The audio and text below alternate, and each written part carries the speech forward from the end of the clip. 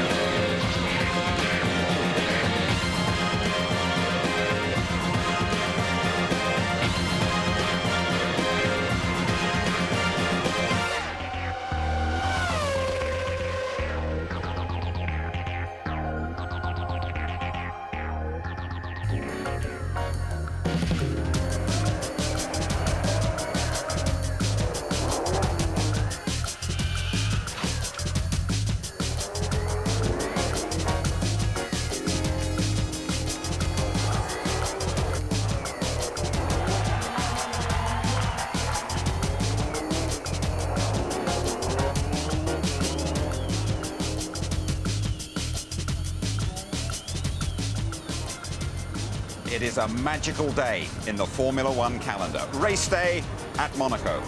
Monte Carlo shimmering in the midday sun. The current track temperature is 41 degrees. Hello there, welcome to ITV's superb rooftop studio. There seems to be a Ferrari around every corner in this place. Thousands of Italians have popped across the border. Lots of Germans here as well, all hoping that the modern Mr. Monaco, Michael Schumacher, can win here for a fifth time. Tony Jardine, hi Tony. Schumacher has got that Ferrari on pole, but recent results, you know, they're against him, aren't they? Well, they are, and certainly if you look back to pole position, the last time pole won was in Hungary about sort of 12 races ago last year. But also, it's not over at all. Even if you're starting from the front here, people have had quite big accidents. That includes Schumacher, that includes Senna in '88 when he was leading. Worst thing for Schumacher is way out front, he needs to keep his concentration very, very high. Yeah, David Coulthard, he went pretty well in the qualifying session. He starts on the second row. He approached the session in great shape, wasn't he? Quickest in the morning practice. Yes, yeah, and he's been consistently fast. He was very disappointed not to get on the front row, but we watched this footage from in-car. We'll see some a little bit later. It's absolutely mind-blowing. So smooth yet so fast.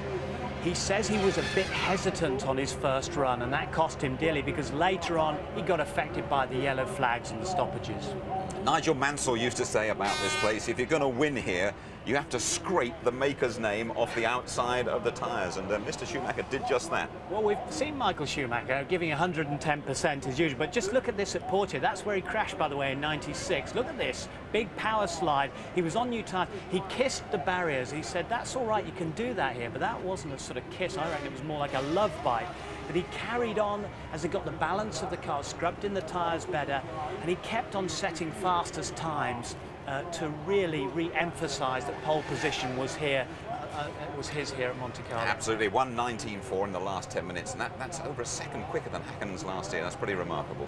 It is, but tyre technology being what it is, the aerodynamics, the engine, they've got a special, more powerful engine for qualifying. They went with lighter calipers, thinner discs. They put all the thicker, more sturdy stuff on, ready for the race. And in case Schumacher's don't do any love bites again with the Armco, they've got the heftier suspension in place. McLaren will do the same. A few minutes time, we're going to pop into Jarno Trulli's apartment. He's doing a spot of cooking there for his teammates, but I mean, Jordan cooked up a great dish here in qualifying, 2 in the top 4, Trulli on the front row and Frentzen 4th.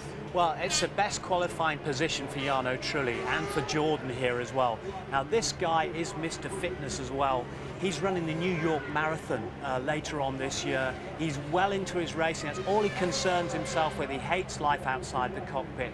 He loves Monte Carlo, and Mugen Honda gave them a nice qualifying engine as well, and that car's very, very nimble. He wants to get off that line ahead of Michael Schumacher.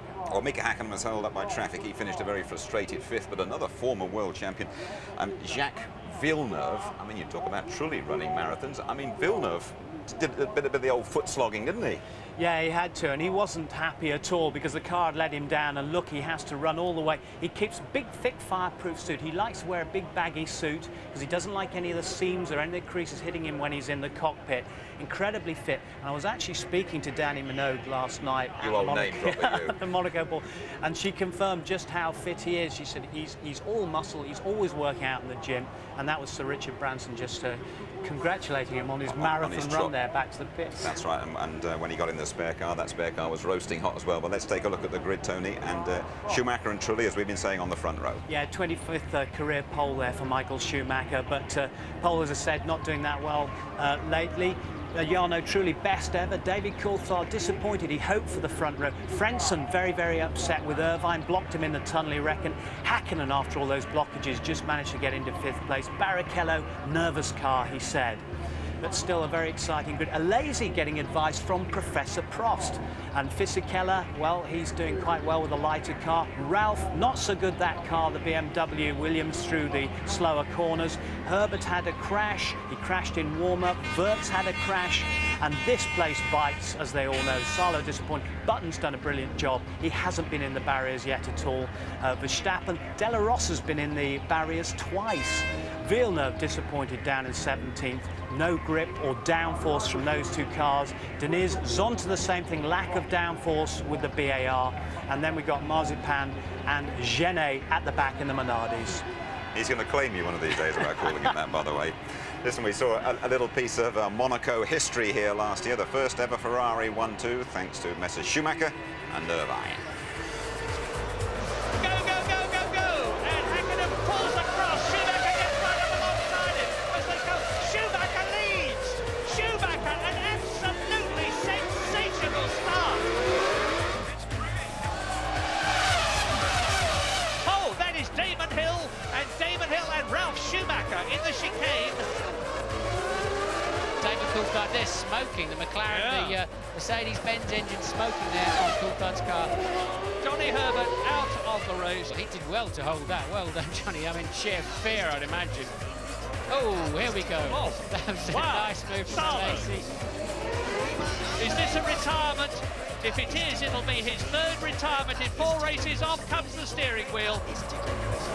Mika Hakkinen went straight on into Mirabeau. There he is. There it is. That's he's reversing out of the escape road down into Mirabeau. No problem there. Ferrari don't need to rush this one. It all looks very smooth to me. What can stop him, Murray? Schumacher has stopped. Eddie Irvine has stopped. Coulthard is out of the race. Mika Hakkinen has got a red McLaren right up behind him. Ralph Schumacher loses it. Wham bang into the barrier. Whoa! Bang, bang, bang! And that is Barrichello. Look back for Eddie Irvine. There he is. There is the defeated Mika Hakkinen home in 3rd place. Victory for Schumacher and Ferrari in 1999. Superb. And now Michael Schumacher comes here with 4 wins out of 6. Hakkinen's won in Spain, Coulthard at Silverstone, Barrichello was quickest in the morning warm-up. Ralph Schumacher has never finished here. Giancarlo Fisichella, he scored in his last 3 Monaco outings. And Ferrari lead McLaren by 10 points in the Constructors' Championship. McLaren have a great Monaco record, though. They've won 11 times. Jordan will expect to close up on Williams and Benetton.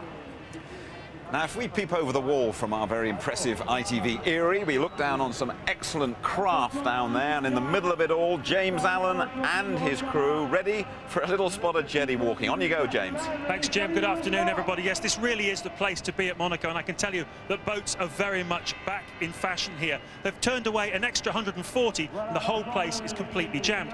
Most of them, particularly over there, are the kind of corporate charters, the sponsors of the teams, entertaining their chairman and their chief executives. They've all got a pretty good view of the circuit. They've also got a big diamond vision screen which they can see the racing action as well. Now, boats are very much a must-have accessory for drivers and team owners. Michael Schumacher has a boat called Gina Maria after his daughter. Jean Alesi's boat is called Grand Prix, and this here is Eddie Irvine's boat, Anaconda S. Been a lot of life on there, as you can imagine. Some big parties this weekend. He spends a lot of time on that boat. And over on the other side is his old friend Eddie Jordan, has that boat there, and he tells me he's got another one on order, even bigger. They're all trying to get one they can land a helicopter on, apparently. Can you believe it? But the creme de la creme is over there. Flavio Briatore's boat, Lady Blue. He only uses it for 2 weeks of the year, and the rest of the time it's available for charter. Just 53 grand a week, I'm told. Bit steep for you and me, Jim, but I reckon Tony could probably help us out. Well, I don't know about that, James. I mean, that should buy us 10 minutes in a pedal around here, shouldn't it, I would imagine. Right, we're not going to take you around the harbour now. We're going to drive you around the circuit. It seems the slowest circuit of the year. It's the shortest one, just over a couple of miles, ever since they staged the first Grand Prix here back in 1929. This place is accepted as the ultimate driving test. Those barriers will bite you if you're not very careful. It's Martin Brundle to talk you around. David Coulthard is at the wheel. Are you ready for a lap of the Monaco Grand Prix circuit? You're on board with David Coulthard in the McLaren. Down the pit straight, built up to 170 miles an hour before trying to find a braking point for Saint-Devote. Down to just 70. Clip the curb on the inside, a little confidence lifter, and then watch the barrier on the outside. Now you're climbing up towards Massenet, flicking through the small S's, over the top of the hill at 160 miles an hour. Now hug the inside. The barrier will come out to greet you, a little bit of understeer. You just passed, and the second part of Casino, back end going light, and now down to the Mirabeau. Just 40 miles an hour. Try and pick up the rain gully on the inside. A bit of understeer there for Coulthard, and he catapults into the Grand Hotel hairpin. Just 25 miles an hour, full lock, and again hard on the throttle over the pavement. You're heading towards Poitiers. Stay within the confines of the new tarmac. Don't hit the barrier on the inside. Get the power on early as you disappear into the tunnel. It's quite a right-hander in there, but on the exit you're doing 180 miles an hour before braking downhill into the new chicane. Abuse those curbs. It pulls the back end of the car around nicely and points you down towards Tabac, 140 miles an hour. Just brake lightly down to 95. The car will slide from the front towards the barriers. Now hold your breath. You're doing 110 miles an hour before you brake down into the second part of the swimming pool. 70 miles an hour, thread the car through. Then a left-hand kink towards La Rascasse. Difficult to slow. You're downshifting at the same time. Once again, full lock. The inside rear wheel will spin. The car slides around a little bit into the last corner, just 45 miles an hour. There's the straight again. A great lap, just an average of 90 miles an hour, but doesn't it look much faster? Last British driver to win here, Jackie Stewart, way back in 1973. No doubt, though, about the surprise packet of the weekend. It has been Jarno Trulli and that Jordan team. Trulli starting alongside Michael Schumacher on the front row, the best qualifying performance of the 25-year-old Italian's career. Trulli, like so many of the drivers, now lives here in Monte Carlo. We joined him as he cooked up a little treat for his Jordan teammates. Monaco is a very small and pretty city where there is a lot of traffic, I must say, but as you can see, I live far away from the center, so it's very quiet. And there is just the only Monaco beach is right in front of my house, so when it's nice weather, I can go out, go straight to the beach and just relax myself. This time I'm spending some time with my mechanics, which you know, are in some way one of my best friends, because I see them most of the time on the track. I spend a lot of time racing and testing, so I see them very often. Hi, Danny. Responsible in the front of my car. Chief mechanic, Nick. I enjoy to cook some pasta or the food, especially for a friend of mine. And I just want to show them that I can do something good apart driving. I hope so. I love cooking, and I do normally everything by myself. And don't like very much to go out and to the restaurant in Monaco, because actually the cuisine is French cuisine. Cuisine is not even Italian. It's half and half. Do we have any beer? Do you want a beer? Do you want a wine? That'll do nicely, thank you. So the first thing to prepare this plate is to have a chicken, then to split it in several pieces, and then prepare the potatoes. We have to dress this dish with olive oil and some wine, because gives to the chicken and to the potatoes a very good taste. Yeah? Yeah, red wine. Yes, please. That's for you. So what do you make? Some pasta. Yep. With this tomato, basil, olive oil. Everything. And then some chicken, potatoes in the oven. Multi-talented. Jarno Trulli pasta tasting experience. Ready? First one is ready. Yep. Just a moment to bring you something. Stuart, have ours first. Yeah, you. You have to eat it straight away when it's hot, otherwise just stick. I did try twice actually this dish before to offer you this kind of lunch. I've done this all for you because a friend of mine came last weekend to visit me. So I call up home and say, send me some different bottle of wine, good wine, because I have my mechanics coming. So I just want to impress Stuart. Well, Nick actually said if the food's crap, we won't do the wheels up for the race. So.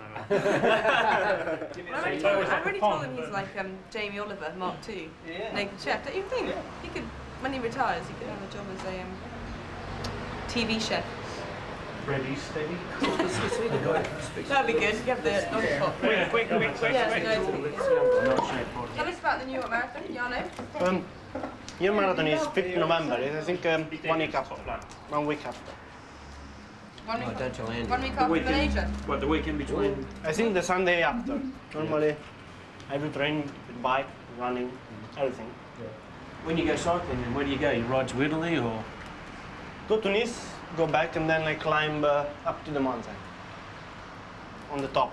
When you climb the mountain, it's from the beginning to the end, so just like this. So yeah, the last race, I gave you a race briefing. Yeah.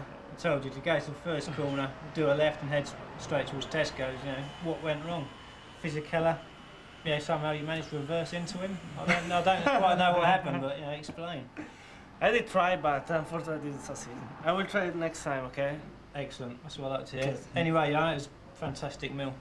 Thanks very Thank much. you very much. I look forward to the next race briefing on Sunday morning. Okay. Well, they're not too sure about the paper plates or the plastic cutlery, but they must have enjoyed the meal, though, because a touch of pasta power subsequently put Jarno Trulli on the front row.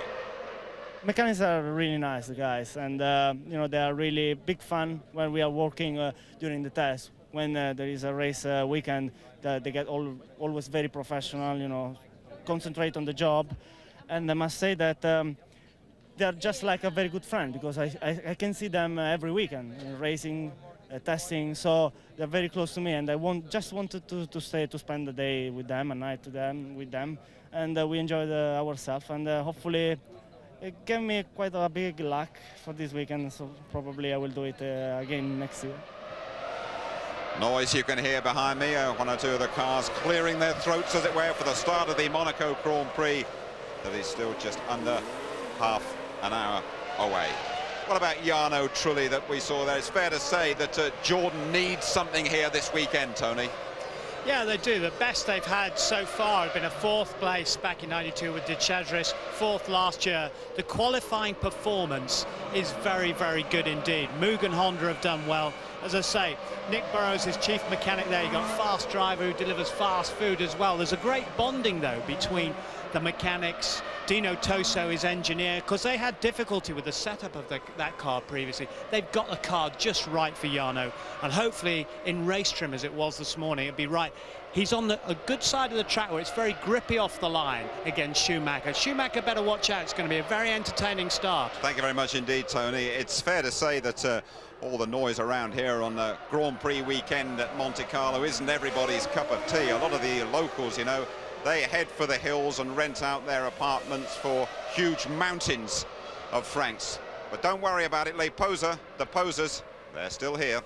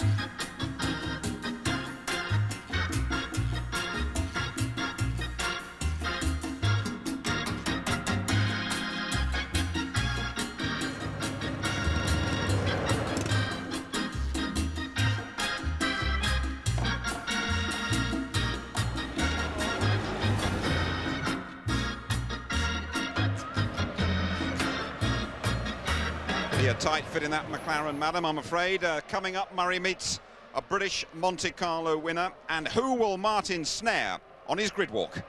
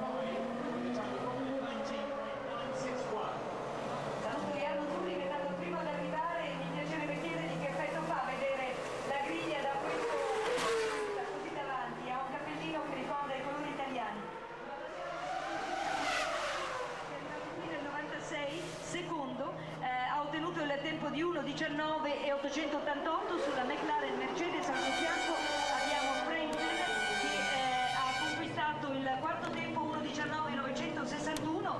Frenzen è arrivato quarto nel 96 e quarto nel 99.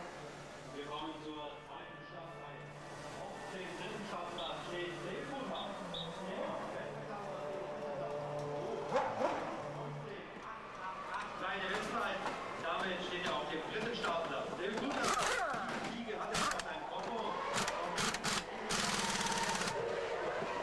Position. Jetzt den Zeitpunkt mit 24 Punkten. Und neben ihm steht auf dem dritten Startplatz im zweiten Jordan Peugeot, im zweiten Jordan Buchenholm, da so ist es bereit. Drei Siege hat er schon sein Konto buchen können. Seine Bestzeit ist 19,961. Der Vize-Weltmeister von 1997 ist zum jetzigen Zeitpunkt auf dem 7. Rang der Weltmeisterschaft. Yeah, no, truly, for the first time in your Formula One career, there's no cars in front of you. How's it feel? Feels good. Remind me in Formula 3 when I was starting from the pole. So it's a very good feeling, and hopefully this time I will be more lucky. Now, in a couple of the races, we've seen incidents on the first corner. What are your tactics going in there? I just want to do a very good start. If it's possible, try to be first at the first corner. Otherwise, I just want to get out from the first corner and carry on for all race. Would it be fair to say you're just hoping to finish where you'll start, to come second, you'd be pleased? I mean, to get on the podium is already a good thing for me. So we shall see, but we never know how the race goes. Best luck, Jarno. Thanks.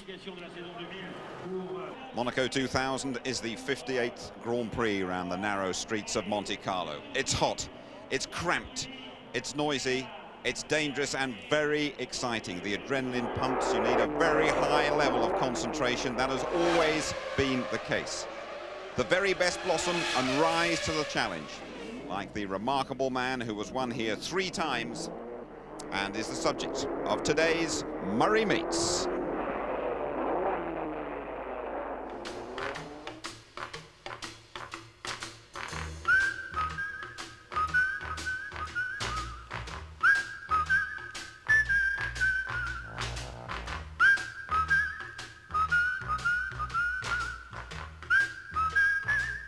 Do you think Grand Prix racing these days is better, worse, or just different? Different. I think it is far more sophisticated. I think what they achieve with these cars is remarkable. I think the sporting side of it has gone, which I think is a great loss. I don't think it hasn't spoilt the racing, but it's spoilt being part of it. I mean, when I was racing, it was really fantastic fun to be in there taking part. But I don't think today it's quite like that. I think you make up the bank balance. Do you think it's too professional? No, I think the trouble. I don't think it's too professional, and I think because it's so professional, I think it is spoiling it. Yes, I do. But that's because the technology is so good. It isn't because racing's bad. It's because they've made the cars so good, in the same way as they have aircraft and so on, that it just doesn't give them the opportunity of demonstrating, as a man like Fangio could, his skill. Now, what about safety? Because sadly, in your days, it was by no means unusual for 2, 3, 4 drivers a year to be killed, and thank heavens, touch wood, that just doesn't happen now. Safety has improved beyond recognition. But there are some people who think it's too safe. Well, I'm one of those, I'm afraid. I think that an important ingredient, as a driver, an important ingredient is the danger, because if you're going around a corner at 120 miles an hour and you manage to leave another man behind a yard or two, the feeling of exhilaration is enormous. If there was no danger at all, if you've got a safety net to catch you, I think that would be lessened. I think it's rather like salt in cooking. You need a bit of danger.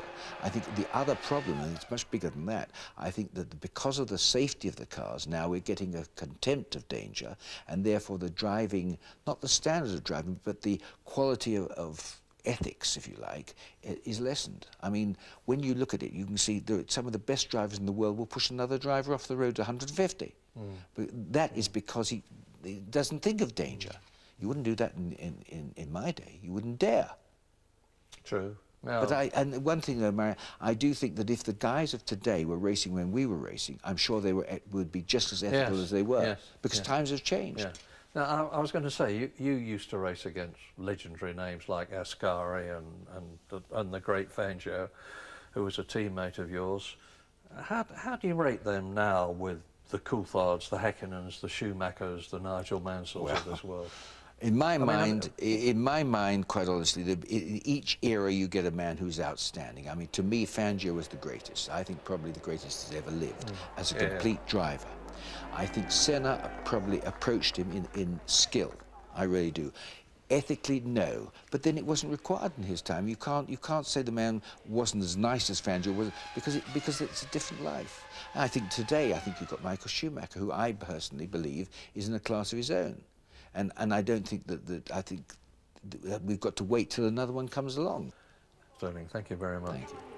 And to endorse what Sir Sterling said there, Schumacher in a class of his own around Monaco. He's won 4 of the last 6 here. Senna holding the all-time record of 6 wins. Look at Häkkinen and Coulthard, just 4 finishes in 13.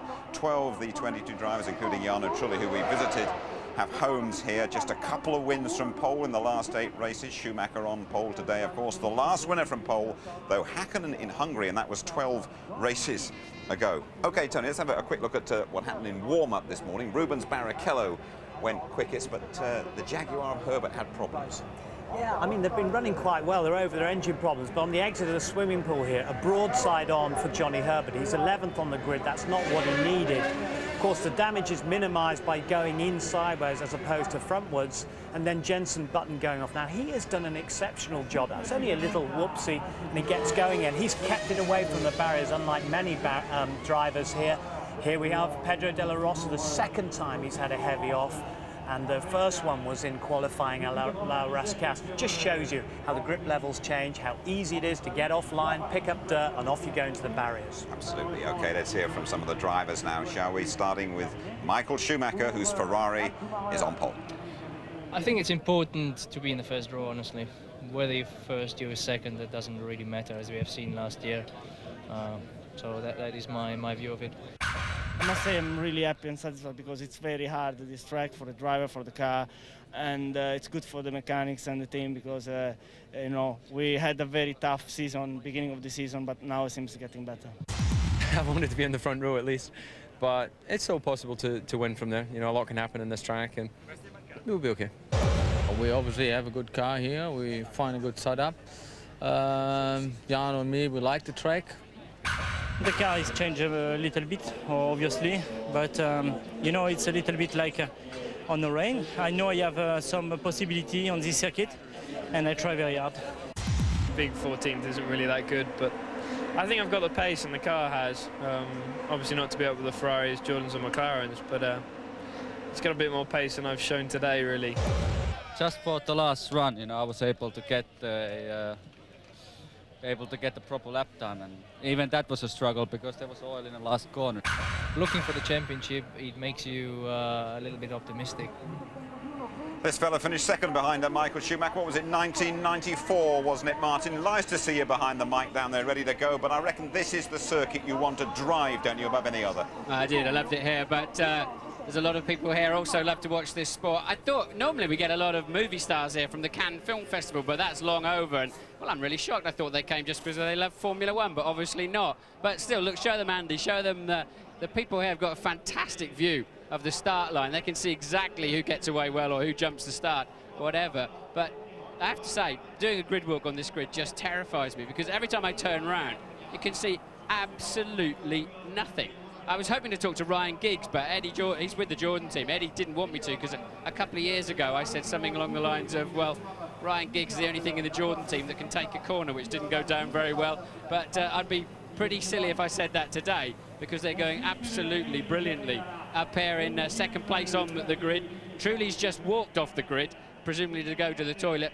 You've got the Ferrari sitting here on pole of Michael Schumacher. Look, that Ferrari looks the absolute canine undercarriage, and you can't see too much of it at the moment, but Schumacher looking fantastic in that car. Let's wander down the grid, see what we can see. And here's Trulli. Trulli's back. Jarno, chance for a quick talk, ITV. So, fantastic weekend for you so far. What do you think your chances are? You're starting from the front row of the grid. Is that for the first time? Yeah, it's a very good feeling. I think I got a very big chance to be first at the first corner because we usually have a very good start, and we will see that the race is going to be very tough for everybody and very long. You think it'll be tougher mentally or physically? On both sides, because the track is very narrow, very tight corner, can be, you know, slippery. So we really we need to have a very high concentration. So for once, you don't have to look at all of the other cars to know when to go. You can just watch the lights and concentrate on your own start. Have a great race. Thank you. Okay, so there's Jarno looking, I have to say, a touch nervous. Now, another man I wanted to talk to was Bernie the Bolt, but I haven't seen him at the moment. I'll have a quick word. Here's Ron Dennis. Ron, have you got time for a talk? You got Mika back in 5th, David in 3rd, not where you wanted to be on the grid. Can you do anything about it? Well, the first thing is to survive the first lap and then play to the right strategy. I think it's difficult to win from back there, but not impossible. It really depends on the outcome of other people's races. In a straight fight, I think we can come 2nd and 3rd with a bit of help from other people's bad luck. Maybe we can still win. Yeah, I know you'll die if you're 2nd and 3rd. I know that's not normally in your vocabulary, but have a good race anyway. Thanks for talking to us. I think I saw, amazingly, a little man wandering about over here. Here he is. I think I dare interrupt him. Bernard. Well, you flogged off half of Formula One, but you're still sort of cruising around here like you own the place still. My wife sold, or the trust sold half, not me. I've got nothing. I'm just a poor guy trying to work. Well, but I need to know, because my friends here, they want to know that we're talking to the absolute tip-top people, you know, so you're the man still, yeah? I'm making out I am, even if I'm not. Oh, yeah, well, we all do that. So you... Exactly, that's what I was just going to say, like you. So you flogged off half of it. Which half's yours then, the left-hand side, the right, or do you just the front? I think it's I'm always on the right. You're always on the right and in the right, I've no doubt about that. So I tell you what, I saw a car park over there that was so waterlogged that people are coming in by boat. Do you think they get called in by the FIA for waterlogged car parks? Absolutely. I mean, it's terrible. It's all water out there. Yeah, it's shocking. I heard next year's British Grand Prix is going to be between Christmas and New Year, so the ground is nice and frozen, yeah? You have more lakes, you want more water, because you've got used to, you know how to deal with it now. Everybody knows how to deal with water. Listen, we've got to throw back to the studio. Thanks, Bernie. See you. Two poor guys trying to earn a living down there. That's a great car park. I can't get over that one. Jenson Button ready to go in his first Monaco Grand Prix. The temperature and the tension rising in that cramped pit lane as well. This from Louise Goodman. The pits are a hazardous place at any Grand Prix, but nowhere more so than here at Monaco. Look at the size of this pit lane. It's just 10 feet wide. That's half the size of the average pit lane. Now, the drivers are restricted to 60 kilometres an hour when they come in to refuel. It's normally 80 kilometres an hour, but even so, the whole process is fraught with dangers. Now, James Robertson is the operations manager here at Williams. James, this must be a really tricky race for the mechanics. It's obviously very difficult. I mean, it's very dangerous. We've got guys working here only a sort of metre away from the cars that are speeding down the pit lane, and in the background 400 litres of fuel sat in the fuel rig, so all very close, very dangerous. They've just got to pay a lot more attention, have they? Got to be very, very aware, and as you see even on the other side of the pit lane here, we've got one car. Normally we've got all the cars together, so we're crossing over from one side of the pit lane to the other, so we've got to be very aware. That really is a very dangerous area indeed. It's time to pull over and have a look. The start of the Monaco Grand Prix, less than 10 minutes away now. Temperatures continuing to rise in this packed harbour at Monte Carlo. Really is a fantastic sight. Stand by for a must-see moment, really, in the world of Formula One. The start at Monaco and that unbelievable charge to Saint-Devote. Michael Schumacher got a real flyer last year, and Schumacher and Ferrari never looked back. The Street Fighters are ready to roll.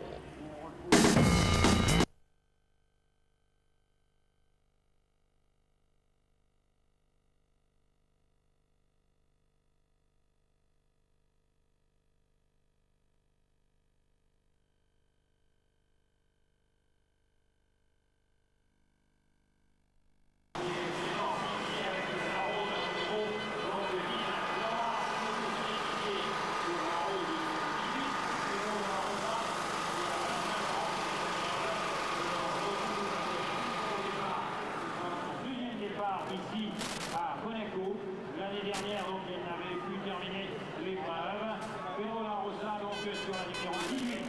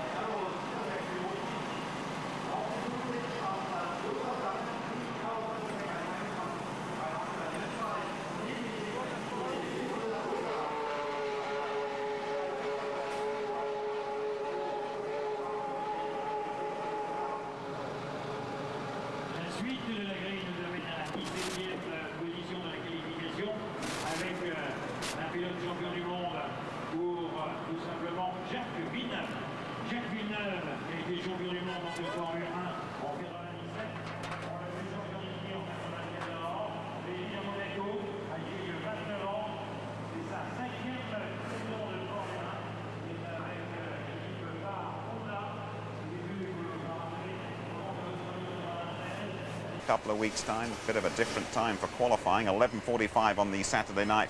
The race, though, we are live on the Sunday from 5:15, highlights at 11:35. Talking about highlights, winning here must be the top mark in David Coulthard's career. He'll celebrate this weekend and then concentrate on his ultimate goal, the world title itself. Good night. It's hot, hot, hot.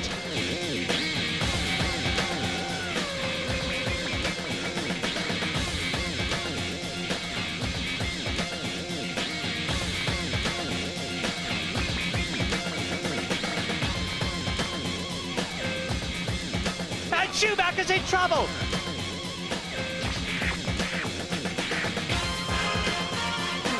And David Coulthard wins the Monaco Grand Prix.